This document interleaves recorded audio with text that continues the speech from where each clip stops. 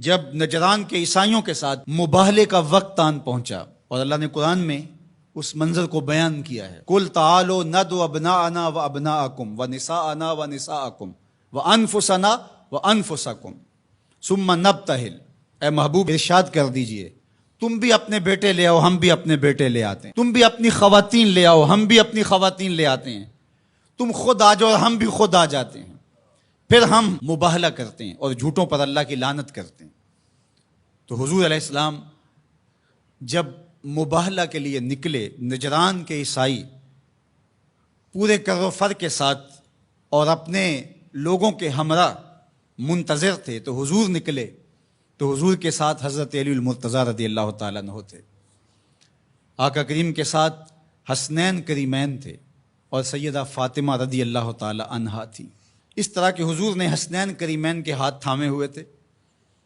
اور پیچھے سیدہ فاطمہ تو زہرا رضی اللہ تعالیٰ عنہا چل رہی تھی اور سیدہ فاطمہ کے پیچھے حضرت علی المرتضیٰ چل رہے تھے۔ حضرت فاطمہ پردے کے حصار میں تھی، لیکن اس کے باوجود عورت کا باہر انتہائی مجبوری کی حالت میں اللہ کی توحید کی گواہی دینے کے لیے نکلنا بھی پڑا۔ تو اطراف میں بیٹے ہیں، سامنے باپ ہے اور پیچھے شوہر ہے اور ماحول مدینے کا ہے، سارے چاہنے والے اور محبت کرنے والے ہیں، اور یہ شہزادی کونین وہ ہیں کہ اگر یہ گھر سے نکلیں تو کائنات کی آنکھیں خم ہو جائیں اور پلکوں پر پردے آ جائیں، لیکن اس کے باوجود جب نکلتے ہیں، بلکہ میں نے کہیں پڑھا کہ آپ کے قدموں کے نشان پر حضرت علی المرتضیٰ رضی اللہ تعالیٰ عنہ قدم رکھتے کہ قدموں کا نشان بھی باقی نہ بچے۔ عورت کو گھر سے نکلنے کے لیے یہ ایک ضابطہ دیا کہ بامر مجبوری عورت کو گھر سے نکلنا بھی پڑے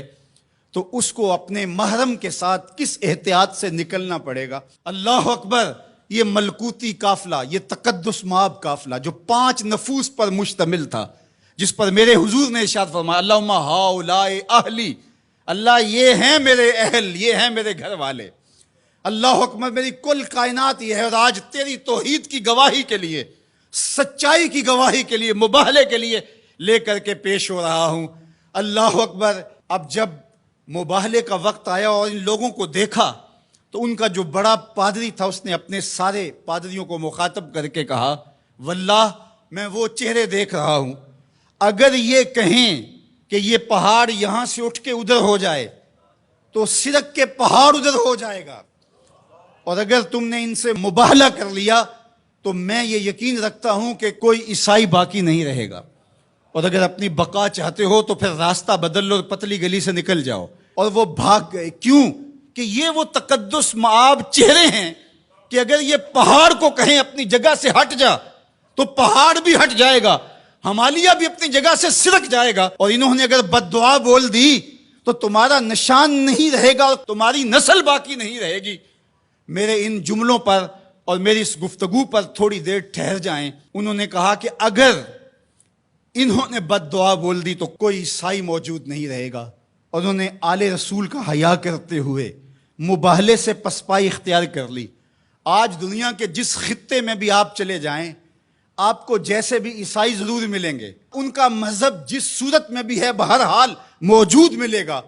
لیکن جنہوں نے حیا نہیں کیا اس یزید کی نسل آپ کو کہیں بھی نہیں ملے گی،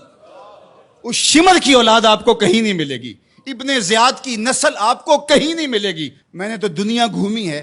مجھے آج تک کوئی شخص نہیں ملا جس نے کہا میں یزید کی اولاد سے ہوں، آج تک کوئی شخص نہیں ملا جس نے کہا کہ میں اتنی پشتوں میں جا کے خولی سے ملتا ہوں، کسی نے یہ نہیں کہا کہ میں شمر کے نسب سے تعلق رکھتا ہوں، لیکن کائنات کے جس کونے میں گیا ہوں کسی نے کہا میں موسیٰ کاظم کی اولاد سے ہوں، کسی نے کہا میں جعفر صادق کی اولاد سے ہوں، کسی نے کہا میں امام علی رضا کی اولاد سے ہوں، میں حسنی سید ہوں، میں حسینی سید ہوں۔